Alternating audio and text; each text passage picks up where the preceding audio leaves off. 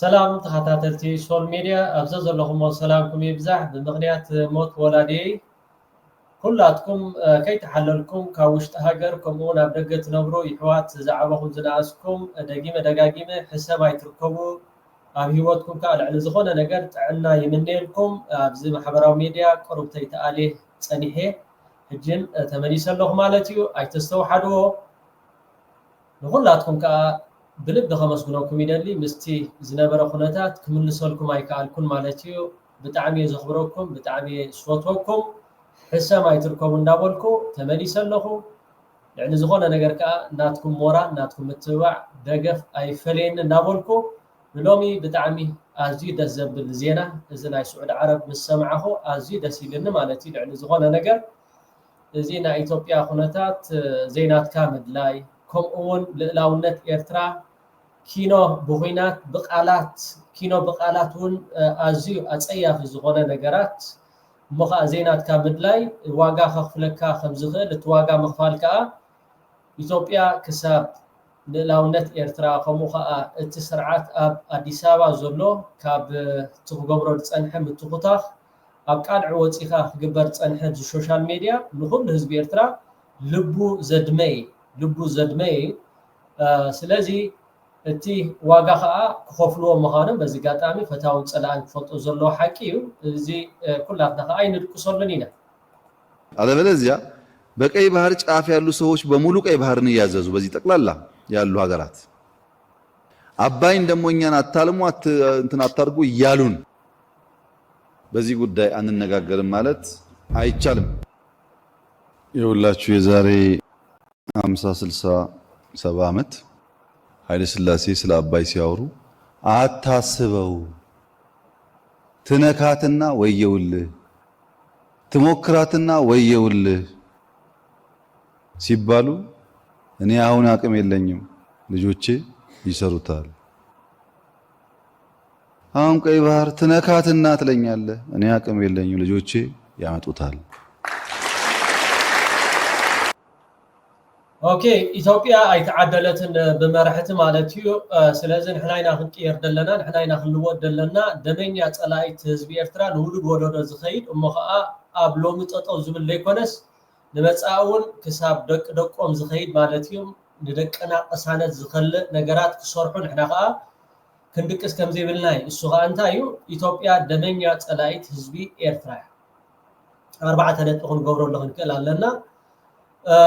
መንግስት ኤርትራ በቲ ኾደድ ጸንሐ አካይዳ ኢትዮጵያውያን ክርዶም አይካለን ኢትዮጵያ መክሰቦም ወይ ካቲ ከርብሖም ዝኽል ካብ ናይ ኤርትራ ነገራት ክገብሩ ወይ ካሉን ክገብሩ ወክሳብ ዘይካሉ ከዓ በኃይል ግበርዎ ክትብሎም አይተኸለን እንታይ ዳይ ተጣቃምነት ዝባሃል ነገራት አይኮነን ዘይናትካ ምውናን ዘይናትካ ምድላይ እዚ ክሳብ ዝኾነ ከዓ ፖሊስ መንግስት ኤርትራ ሓደን እንኮን ዘይልወጥ ባህሪ መንግስት ኤርትራ ኣብ ሎሚ በፂሑ ግን ክቅየር The second question is Assab was a free port, Massawa was a free port to Ethiopia. This was declared early 1991. We believe this port should be free not only for Ethiopia. ومرجتي መንግስት ኤርትራ ካብ 1991 ክቡር ፕሬዝዳንት ሃገር ኤርትራ አቶ ኢሳያስ አፈወርቂ ኣብ ሓደ ኮንፈረንስ ከም ዝትሪዎ ደለኹም ኣብ ኣሜሪካ መጪ ኣብ ዝበሎ አጋጣሚ ኢትዮጵያውያን ወደባት ባጽ ዓሰብ ይኹን ፍሪፖርት የም ክትቀሙሉ ማለት ናይ ርግጫ ከምኡ ከዓ ናይ ውሑድ ነገራት ዘይኮይኑ ክፍሊት ከማን አይከፍሉልን የም ነይረው for everybody else who wants to use them. That's our policy. It's not a problem of conflict. It wouldn't be a cause of any conflict. Any sensible person who believes that there is a country landlocked and one has gotten access to the sea, why should the complementarity of the interests of both countries demand or dictate the free use of these ports? And with globalization taking everyone else by surprise, I don't see why the issue of ports should become a problem. It's never been a problem since 1991. It's not a problem now. It wouldn't be any problem in the future. It was the Ethiopian government which boycotted our ports and shifted to Djibouti, which said وبتصقابهم يم إرتراويان كابزربحو كمخاء إرتراويان تجنزبنا مالت نتي قربتي جنزب كفيلم زتقاملو زنبرو እሳቶም ነቲ ገንዘብ ካብ ዝረኽቦ ጅቡቲ ንሕና ብዕጽፊ ወይ ከዓ ብኽሳራ ጅቡታውያን ክትቀሙሉ ይሓይሽ ብምባል በዓሎም አንጻር ምንም እንኳን በአሰብ መጠቀም እኛን ምናልባትም የኤርትራን ያህል የሚጠቅመን ነገር ቢሆንም አሁን ካለንበት ተጨባጭ ሁኔታ አንጻር በአሰብ ወደ መጠቀም ከኛ ይልቅ ይበልጥ ኤርትራን መንግስት ይጠቅማል የሚል ድምዳሜ ላይ ደረሰ።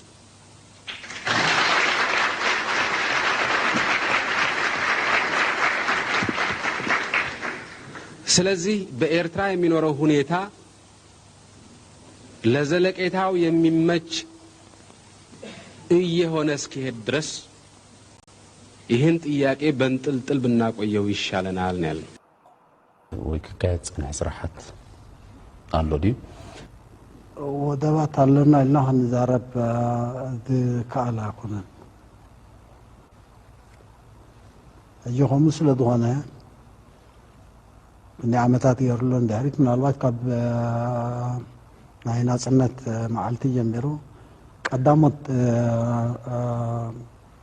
ቀዳምነታት ባጽን አሰብነ እዚኦም ክልተ ወደባት ያቶም ናይ ቀደም ተደኩኖም ስለዝጸንሕሞ ክንጥቀመሎም ስለዘለና ደይኮነ በጂኦግራፊያዊ ቀማምጦም ቦታኦም አገዳስነቶም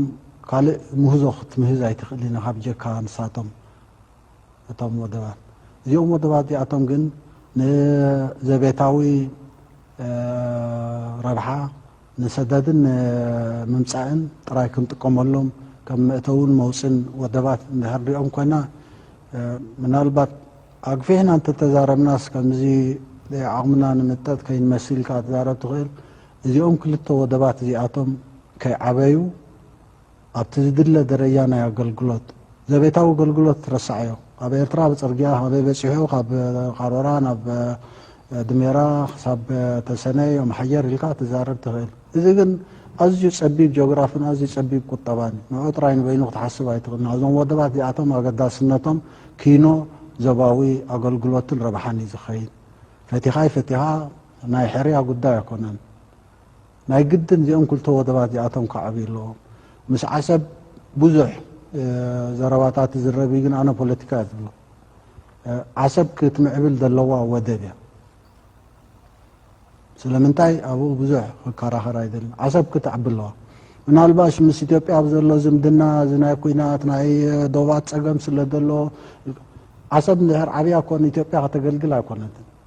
ዓሰብ ንድሕር ዓብያ ሲ ዞባውን ዓለማውን አገልግሎት ኣለዋ እንድሕር ናይ ብሓቂ ወደብ ኮይና ከም እዚ ክቡር ፕረዚደንት ሃገር ኤርትራ አቶ ኢሳያስ አፈወርቂ ዝብሎ ዘሎ እቲ እዋኑ ሕጂ ይመጽእ ኣሎ ጥራሕ ደይኮነስ መጽእ ኣሎ ማለት እዩ ኢትዮጵያውያን ነቲ ዓሰብ ዝበሃል ዋንነት ንኽገብሩ ወደ እምበር ተጠቃምነት መንግስቲ ኤርትራ ከምቲ ኣብ መእተው ክሰምዖ ጸንዓኹም መንግስቲ ኤርትራ ከም ዘፍቀደ ማለት እዩ እዚ ናይ ዓሰብ ከምኡ ከዓ እዚ 1200 ኪሎ ሜትር ገማግም ናይ ቀይሕ ባሕሪ ከዓ ኪኖ ንኤርትራ ከምኡውን ናብቲ ዞባ ዘሎ ዘይኮነስ ዓለም ለኻውን ምግባር ማለት እዩ እዚ ሕጂ ምስ ስዑድ ዓረብ ተገይሩ ዝበሃል ዘሎ ስምምዕ ብጣዕሚ ኣዝዩ ደስ ዘብል እዩ ሓደ ነገራት ርኢኻ ማለት እዩ መንግስቲ ኤርትራ ዘይተጠቆመሉ ይበሃል እሞ ኣብ ጥቕሚ ንኽውዕል ከዓ ምስ ዝኾነ ሽርክነት ምዝገብር ከዓ ነቲ ወደብ ሸይጥዎ ዶ ነቲ ወደብ ከዓ ስለምንታይ ነተን ካልኦት ንኢትዮጵያ ዘይፍቀደ ይበሃል ማለት እዩ ኢትዮጵያ ዋላ ዝኾነ ነገራት ተገበርካ ብጣዕሚ ከቢድ ክኸውን ይብድሕር ሕጂ ማለት እዩ ዋላ ብሊዝ ድዩ ዋላ ብዝተፈላለየ ነገራት ንኸይጥቀሙሉ በዓላቶም ዳያመት መገዲ ክዓፅዎ ፀኒሖም ዳ እምበር መንግስቲ ኤርትራ ከምዘይ ምዃኑ በዓሉ እቲ እዋን ከዓ ሕጂ ይመፅእ ስለ ዘሎ እዚኣ ብጣዕሚ ንኩሉ እቲ ዞባ ዓረፍቲ ክትህብ ትኽእል እያ ማለት እዩ እዛ ናይ ስዑድ ዓረብ ሽሻይ ሒዛ መፅያ ኣላ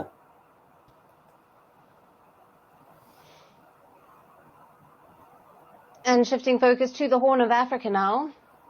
a region where the Red Sea, the Gulf of Aden and the Indian Ocean intersect. This strategic hub has expectedly attracted the attention of global powers, including China, the UAE and Turkey. Now a new player is entering the region's وابتي إندان إيشان كم بعل تشاينا كم بعل تركيا زامسلا عبيت هاجرات أو يسفح في حلوا متتاوي جبرالوا port race, Saudi Arabia. Now, reports indicate that Saudi Arabia is planning a multi-billion-dollar investment in Eritrea's. Okay, كم تري وده لهم أب حدا محبراو ميديا مالتي ويب سايت سعود عرب بزح مليونات دولارات أب بليونات دولارات أب وده عسب مالتي إنفست خم تجبر زجلت زوج التحريتها بتعمي أزيو تقام مهاني. Subport. This move aligns with Crown Prince Mohammed bin Salman's Vision 2030, which aims to expand Saudi economic and strategic influence in Africa. وأبز على فوان أبتي ساميت ناي أفريقيا ناي سعود عرب نستجبره تي نقص ناي سعود عرب كم زولو أب غلت شحن سلاسان فيجن ويكا ترأي ناي سعود عرب أب أفريقيا كميجركات ناتهم إيكونومي مسفحفح كوجبرو دحاس بزنبرو مالتهم حجغا أب إرترا بخندز عينت وفرخ كوجبرو مخانم أب عسبي. And the Red Sea region. The investment aims to modernize and expand Assab's infrastructure, but Riyadh's interest goes beyond economic development. It is a geopolitically strategic one that could redefine power dynamics in the Horn of Africa. Now, Saudi Arabia plans to invest in Eritrea's Assab port. This is a strategic location close to the Bab al-Mandeb Strait. Now, making this an essential asset for maritime trade and security. Riyadh is joining a growing list of foreign players already investing in the Horn of Africa ports. Its neighbor, the UAE, has made substantial investments in the region.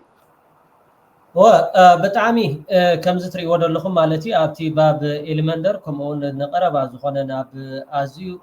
استراتيجي بوتا زخانة عسب تركين زركب سعود عرب كابو ناي تحت قرطي قموها ودبات مسفح قمون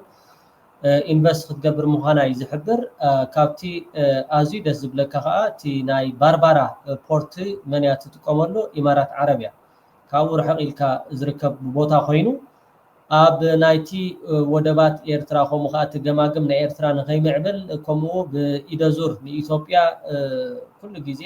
إيرترا نمونا ويكان نمكوت صار ديكونه ولا حجي شح جزء إذا أبيز جبرو دلو دفيت نايبع الإماراتي تي بوتا أزيو استراتيجي سلزخونة تي إيرترا شحن كل التميتن تركين زركب جماعم بحري النهارده إيرترا بجوب وقت كمان النهارده جميرة تي سحبات ويكاتي ناي إمارات عرب زولو ناب إيرترا خيد سلازخل بإيكونومي يكون بستفالالي تي بوتا خاك أمامتا لإمارات عرب سقات كفتر الله سلازخل كوم إلهم كاس لدحاسو مالتيو ني إيرترا خل لجيزي بإيدازور ني إثيوبيا أطوارات اندهابكا كمو ناب زحالف أوان ناب إمارات عرب جيرو ناب إثيوبيا خاطو زتحاسب أطوار بعلم توم إثيوبياويان أب محبراو ميديا وصيام كزاربو لزقنه يخمون سيم تشمون أب حدا قاطامي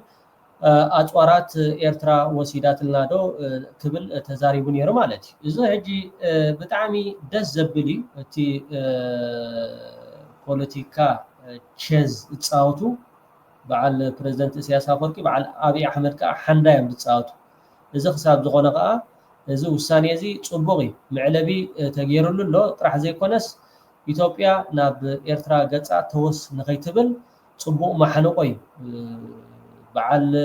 روسيا خمخا بعل قبصي كمون بعل سعود عرب كمان كاتوا خلالو طرح دي كونس اب مس منغس إيرترا اب كسرحلو زخلو ነገራት ክሰርሑ እቲ እንኳ አማራጺ ከምዚ ጌርካ ጥሪሕካ ነቲ ዕንደራ ናይ በዓል ኢትዮጵያ ይኹን ናይ ካልኦት ክትዓግቶ ትኽእል እሞ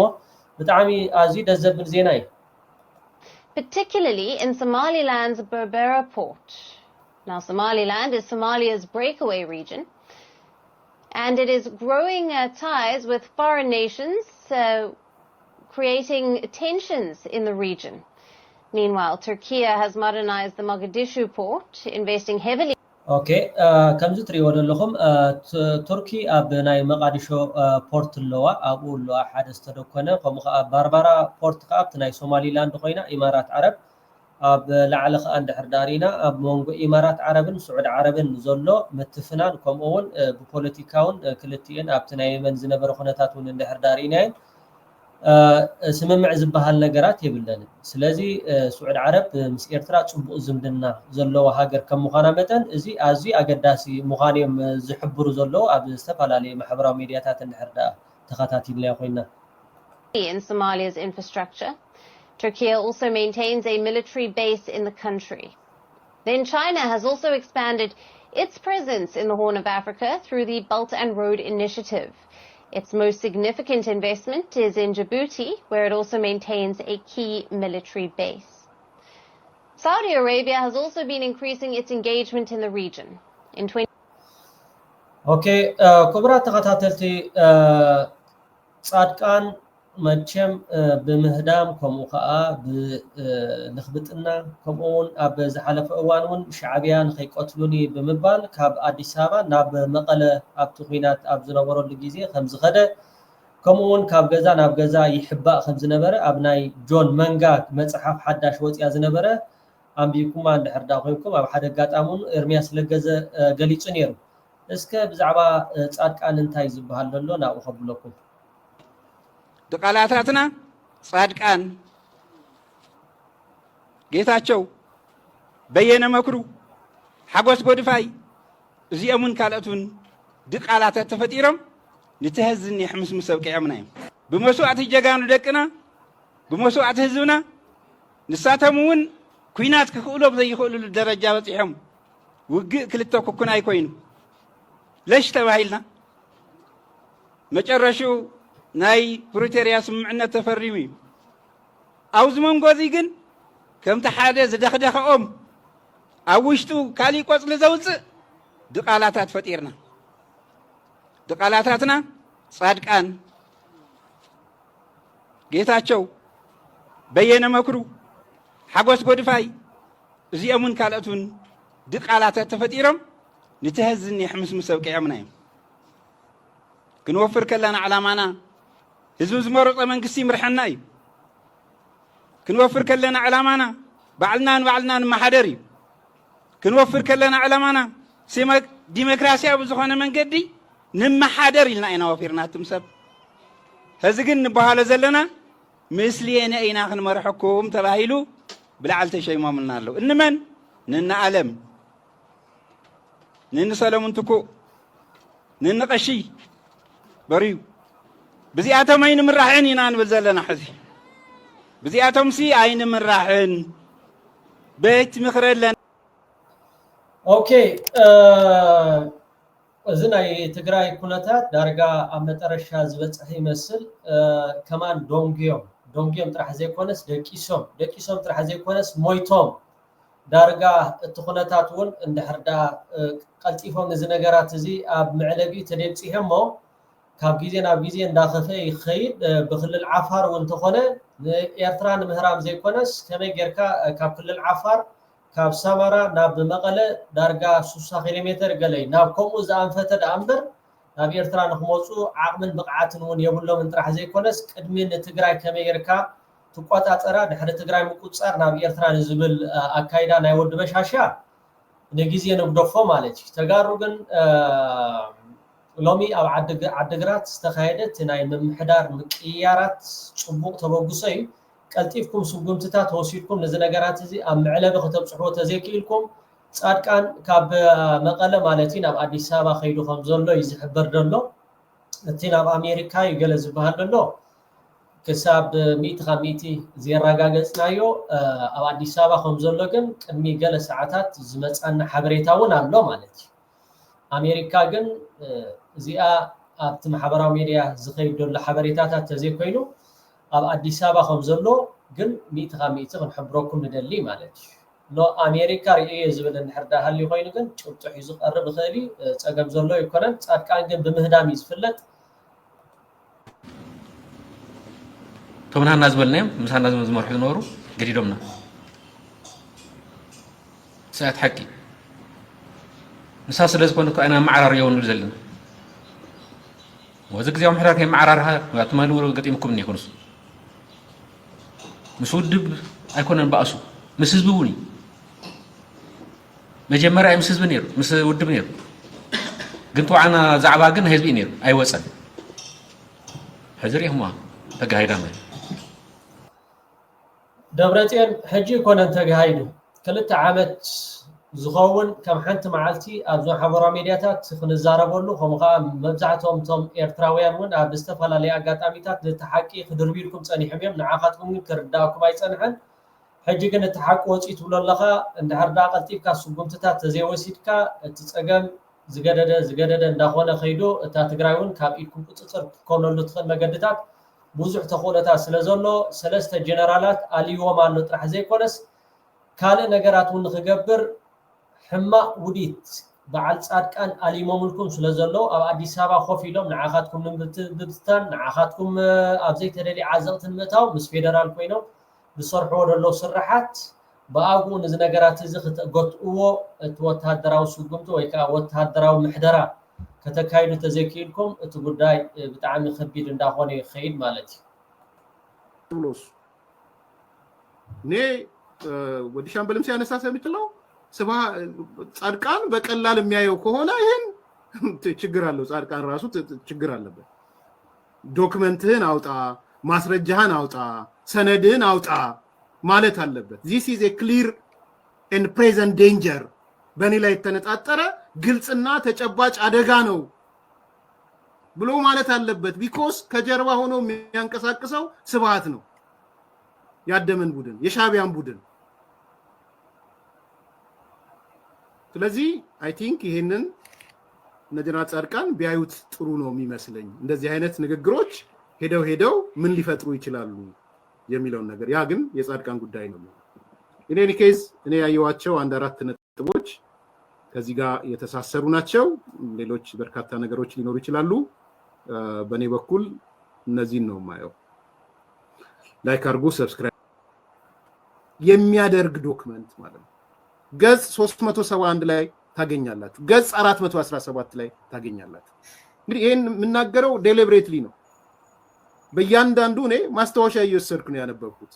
ጸጸቶችን ስመለከት ፒክ እያረኩ ሲሄድ በእያንዳንዱ ሁኔታ ውስጥ ይሄ ተመለከትኩት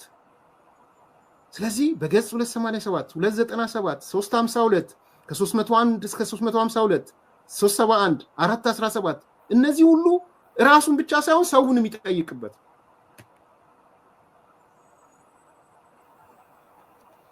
አንዱን ላምብብላችሁ ገጽ 417 ላይ ያለውን ላምብብላችሁና ምን ሙከራ አድርጎ ነበር ማለት ይህንን የሰላም ስምምነት ለመፈራረም እኮ ወደ 1 ሚሊዮን የሚጠጋ ህይወት እልቂት መፈጸም አልነበረበትም የሀገር አንጡራ ሀብት መውደም አልነበረበትም ስብሰባው ሲጠራ ማን ተገኙ ሳሞራ ተገኘ አባዱላ ተገኘ ተፈራ ተገኘ ራሱ ጀነራል ዮሐንስ ተገኘ ሌሎቹ አልተገኙ እርሚያስ ለገሰምታይ ዝብለሎ ኣብ 2018 ኢቲ ኤርትራ ኣብተናይ ሰላም ዝነበረሉ ጊዜ ሻዕቢያ ከቆትሉን ወይ ከዓ ሻዕቢያ ከኣስሩን ብምባል ማለት እዩ ካብ ገዛ ናብ ገዛ ይሕባእ ከም ዝነበረ ጻድቃን ከምኡ ከዓ ጀቤ ሻዕቢያ ንኸይቆትልዎውን ወይ ከዓ ሻዕቢያ ንኸይሕዝዎ ናብ መቐለ ወይ ከዓ ናብ ትግራይ ከም ዝወረደ እዩ ሕጂ ከዓ ካብቲ ዝሕዝነካ ንህዝቢ ትግራይ ጠንጢንዎ ናብ ኣዲስ ኣበባ ኮፍ ኢሉ ኣብኡ ሕማቕ ነገራት እንዳገበረ ነታ ትግራይ ብጣዕሚ ካብ ግዜ ናብ ግዜ ከም ዝትሪእዎ ዘለኹም እንዳኸበደ ወይ ከዓ እንዳፀንከረ ዝኸይድ ዘሎ ኩነታት ኣብዚ ሕጂ እዋን ግን ጻድቃን ኣብ መቐለ ይኮፍ ክብል ይግብኦ ነይሩ ኣብ ዓዲግራት ይኮፍ ክብል ዝግብኦ ነይሩ ነቲ ክገብሮ ዝፀንሐ ኣብ ኣዲስ ኣበባ ኮይኑ መሓውራቱ ሰዲዱ ናብ ሕንፍሽፍሽ ንምእታዊ ዝሰርሕ ዘሎ ካብዚ ተማሃሩስከ ቁርብተይ ስለዚህ ተኮላሸ ማለት ነው በሚቀጥለው ቀን አባዱላም ቀረ ይሄ ትልቅ የፖለቲካ ኃይሎችና ትልቅ ግዙፍ ሰዎች ነበሩ ትልቅ ጥረት ነው ይሄ እውነት ለመናገር ትልቅ ጥረት ነው ውሸት ነው ከሚሉ ከሆነ መጽሐፍ ላይ ስለተጻፈ ወጥተው መናገር ይችላሉ ለኔ ግን አንዱ ውስጤ ከነከለኝ ሪሊ ፊል ያረኩት በጀነራል ዮሐንስና በጀነራል አበበ ተክለ ሃይማኖት መካከል የተካሄደው ኮንቨርሴሽን በጣም ውስጤን ነክቶታል ኮንቨርሴሽኑ እንደወረደ ነው ያስቀመጠው ጆቤና ይሄ መንጋግ ወይም ደግሞ ጀነራል ዮሐንስ የተለዋወጡት ኮንቨርስ ይሄ ተደብቆ ሆቴል ውስጥ ከተገናኙ በኋላ ማለት ነው። ትንሽ ላቅርብላችሁ። ጀነራል አበበና አሁን ያልኳችሁ ጀነራል ዮሐንስ ማለት ነው። ምንድነው የሆነው? ስቶሪውን ትንሽ ሾርት ለማድረግ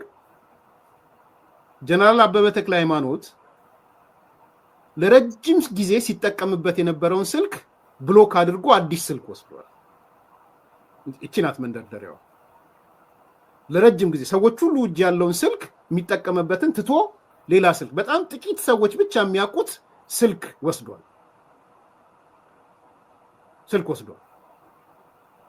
ከዛ ሲነጋገሩ ነው ምንድነው የሚለው? ስማስኪ አልኩት። ማንን ማለት ነው? አበበ ተክለ ሃይማኖት። ስምዑዋ። እሺ አለኝ። ኦኬ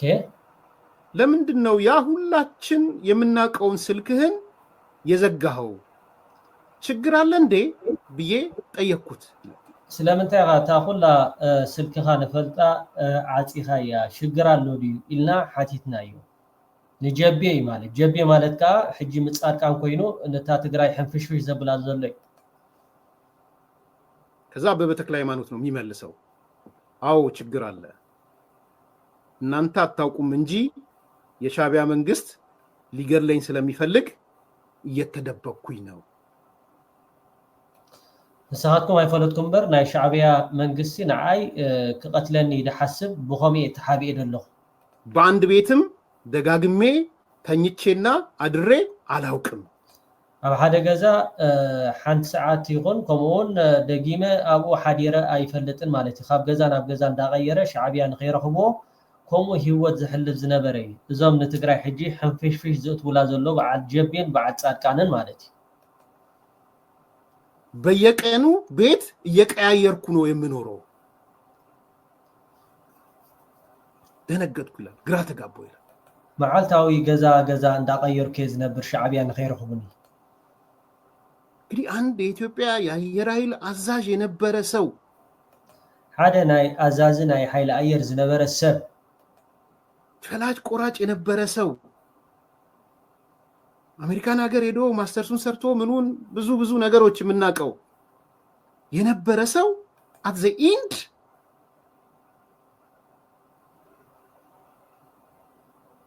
ፈራ። you see ይሄ የሻዕቢያ መዋቅር መምጣት ምን ያህል እንኳን በህይወት ስጋት እንደፈጠረ ማለት እና ምንድነው ያለው? አዎ ችግር አለ፣ ስልኬን የቀየርኩበት ምክንያት አለኝ፣ እናንተ አታውቁም እንጂ የሻዕቢያ መንግስት ሊገድለኝ ስለሚፈልግ እየተደበቅኩ ነው። አዲስ አበባ ቁጭ ብሎ በገዛ ሀገሩ በገዛ ሀገሩ it's not fair።